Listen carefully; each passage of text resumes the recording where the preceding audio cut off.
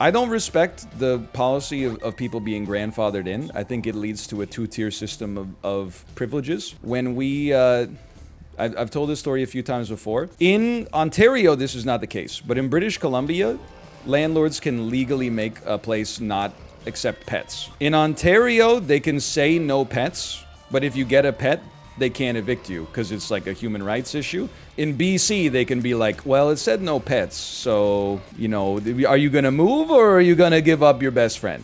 Which I think is terrible.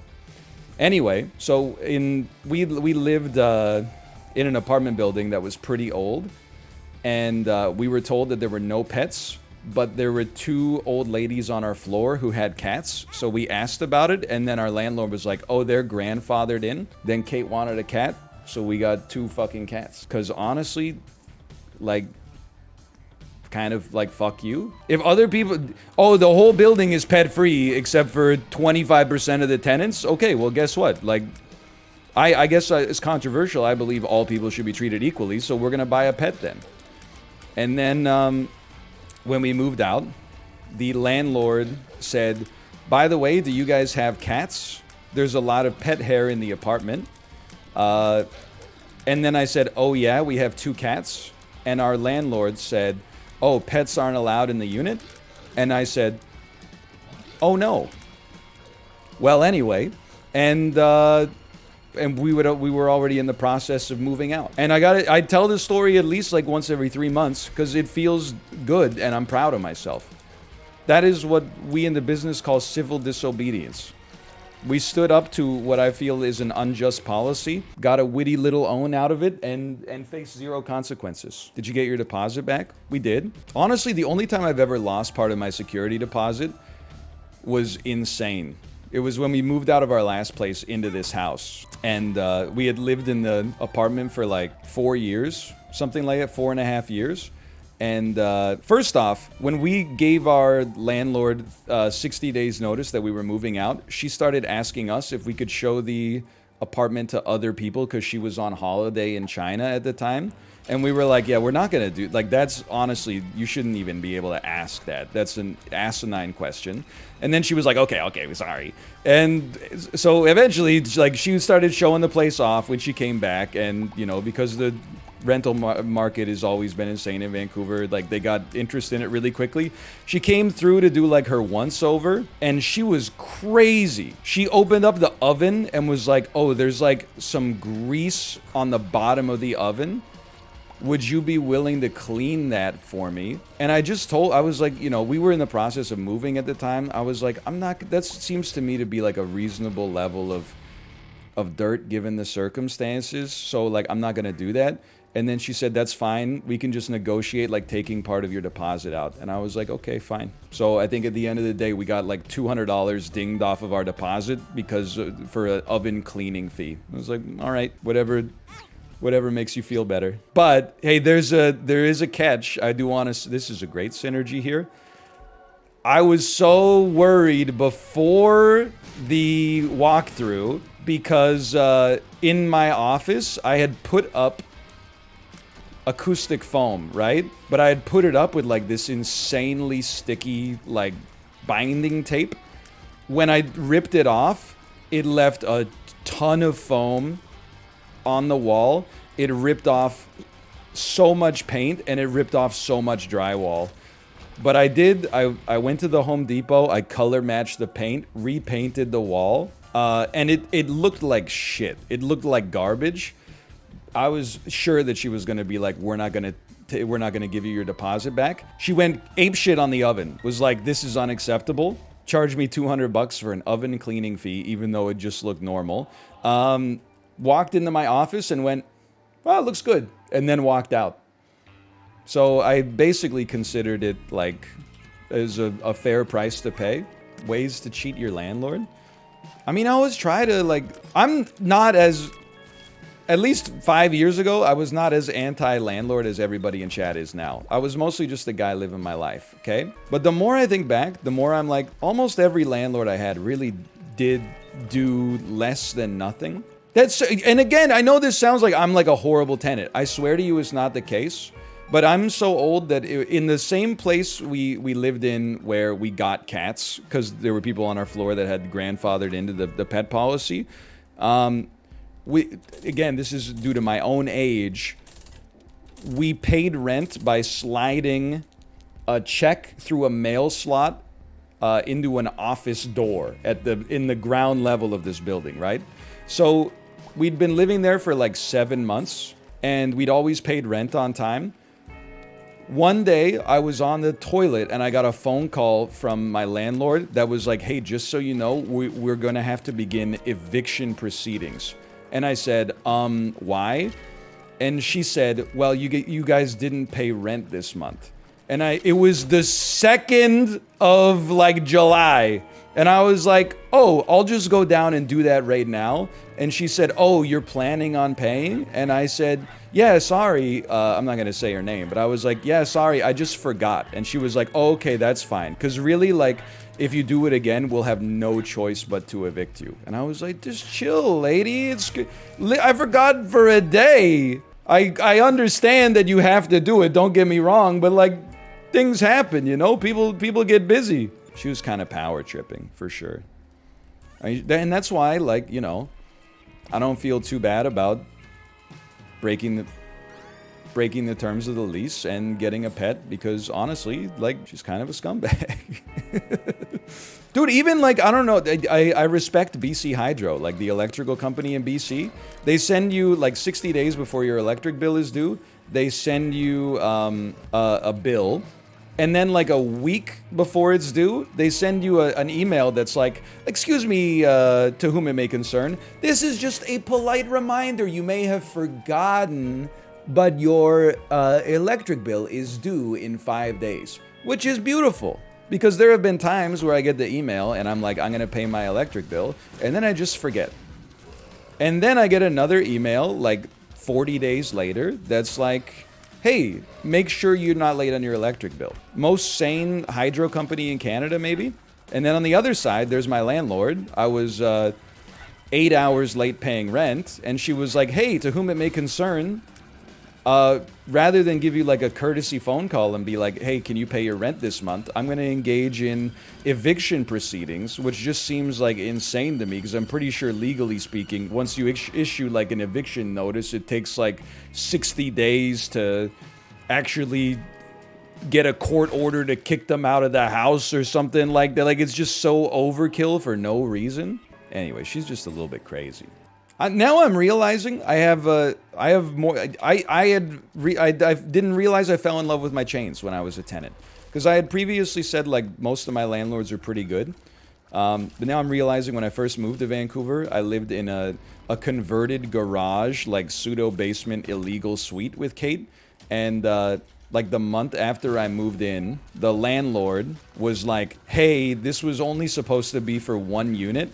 So you guys are really racking up the utility costs. I'm going to need to charge you like an extra $100 a month for utilities or something like that." And I was like, I don't think my like 1 shower a day is 300 or worth $100 a month, but you know, you kind of got me in a captive audience here. Also, they had teenage kids, and one time I was expecting, again because I'm old, I was expecting a hard copy Xbox 360 review game coming in the mail, and it never came. And I was like, that's weird, because they said they sent it out. And then a couple of weeks later, the landlord's wife was like, hey, we found this game in our kid's bookshelf. He said he thought it was for him and he bought it, but actually I'm pretty sure that it's yours. And it was like I don't know if anybody has ever received one of these, but it was not like an EB Games Xbox 360 cover. It was like one of those ones that's like black and white in text on the cover. It was like for review purposes, not for resale, not for resale, not for resale, etc., etc. So, you know, just the casual like lying about utility costs and also maybe committing a little bit of mail theft. Gotta respect the kid for the hustle. I mean, honestly, I feel bad for him because I'm pretty sure it was like Resident Evil Revelations. So if anything, like, honestly, we should have just left it there. He saved me. And then the place we moved to after that was the one with the insane landlord who threatened to evict us when I was 8 hours late paying the rent completely by accident and had been like a model tenant up to that point. And then the one after that was actually really great, except for the walkthrough at the end and the insane ask to show our apartment to other people like we're a real estate agent. Like, you're already getting paid for doing nothing. Can you just do the nothing? I do have, like, I would say we have, like, one good landlord. The first landlord I had in college, we were 7 19-year-olds living in a house on campus. We left the house in a state of disarray. And he gave us all of our deposits back and was on, like, very friendly terms with us. And I really just, I look back at that and I'm like, A, he didn't have to do that. But B, sanest landlord on earth, recognized that he was getting paid, like, an insane amount of money. He was getting paid 7 rents for this shitty house. He probably walked in when we moved out and it was a little bit fucked up. And he said, what did I expect?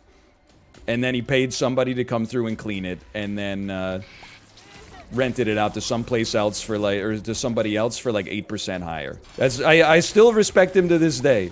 I feel like at least I never had a truly insane landlord. I'm thankful for that. My landlord's just a dude, can't really complain. That's the dream for sure. What would an insane landlord do? I mean, I just be up in your business. Like, not give you 24 hours notice and try to come into your unit way more frequently than is actually necessary.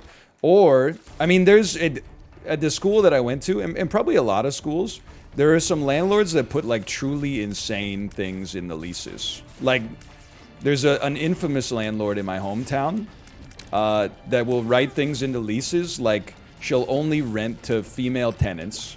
And then in the lease, there'll be, like, some sub-conditions that are, like, no male guests, no more than 1 guest per tenant, no guests at all allowed after, like, 10 p.m. and stuff like that. So we were actually, like, when we were in the dorms and we were looking for houses, they did, like, a workshop on stuff to look out for, and they were like, none of this stuff is actually, like, legal, but at the same time, like, you should probably just avoid renting with this person. Because I don't, again, you know, the rules of law, the wheels of justice moves slowly. Is she renting a nunnery? Well, I think that was kind of like her dream. My landlord's daughter once offered me chocolate cake and milk, which was nice, but she never fixes my damn door.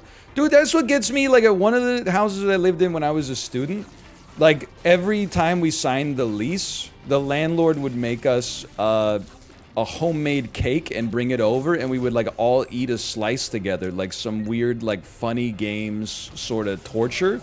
But they were so slow when it came to actually fixing anything. We're like, oh, there's some mold in the basement, like, crickets. As soon as we signed the lease, is like, she's back with another cake. Shit is crazy, man.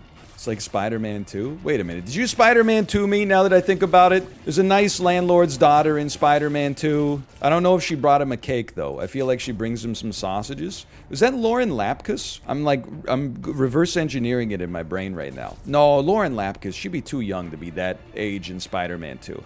It's cookies. Okay. You guys want some cookies? I'm gonna rent my first apartment for university this year, and this is very disheartening. I mean, it's just how it is. Like, you know, it's not like during the times where I was renting, like, I was miserable every day. It was just like, you know, once every few months you'd have a story where you'd be like, I don't really like the person I'm, like, renting my house from.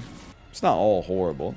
I will say, though, and again, you're gonna accuse me of just farming base. Part of this is because I live in a new place, so I don't deal with it as much.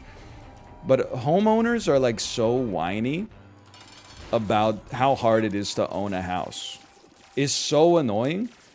And I worried that I would, like, become one of those people when we bought a house, but it's not the case, like, at all. Anytime there's an article that's like, the rent has gone up 40% year over year, there's always, like, some 72-year-old lady in the comments is like, well, I had to get a new roof this year. And you're like, okay, at least you own your house. I don't know what you want people to say. Like, yeah, everything costs money, Doreen. I don't think that the average homeowner well, I shouldn't say that. The Doreens of the world, I feel like they don't realize that, like, if your roof breaks and you're a homeowner, you pay for the roof, And then it's baked into the cost of like selling your house in the future. If you're a tenant and your roof breaks, your landlord is going to largely drag their heels for weeks or months before they actually get it fixed. And then they're not going to get it fixed with like an accredited roofing agency. There will just be like one guy that they've known for 20 years who does all their handiwork. He does all the electrical, he does all the plumbing, he does all the roofing, even though he's not really like adept at any of them. He's just sort of handy. Like, it's actually like so easy to own a house. I have to cut 2 checks a year for property tax. We're already like 10 checks down. Well, I mean, I guess the mortgage comes out. Technically, that's a check, but it's more of like a direct debit. But this is way too real. Just shut up. This homeowner spotted. Homeowners are always like trying to steal valor. Oh, my washing machine broke. Okay, the price of your house has gone up 35% in the last 24 months. Like, people, you can't expect people to be sympathetic. It's going down now? Yeah, but as it's going down now, it had gone up so much in the past, and rent's going up to begin with. The homeowner, you can't complain about owning a home in a world of renters, okay? It's just like, it's just a bad look. Turning into Bernie. The homeowners complain too much, it's annoying. I wish they would not complain about a privilege that they willfully entered into. Especially, like, it bothered me in Vancouver because they were going to raise property taxes on homes valued to be over $3 million in order to, like, build more schools, which is something that's in dire need in the city. Obviously, I have a little bias there. I would always ride my bike on the seawall, and then, like, every house in Point Grey, which is like a very wealthy neighborhood in Vancouver, would have this garish, huge, like orange billboard in front of it. It would be like, please stop the communist school tax. Like, we are senior citizens on fixed income that just happen to have a view of the Pacific Ocean and a house that we bought for $180,000 in the 80s that's now worth like $5 or $6 million. And also, if you can go Google this and fact check me, but Vancouver has like the cheapest property taxes in Canada or the United States on a percentage of assessed value basis. Like, it's just you ruined your house with the billboard, and I still have no sympathy. It would always make me so mad when I rode my bike by. California's at 1%. Dude, honestly, hold on, I'm doing my math right now.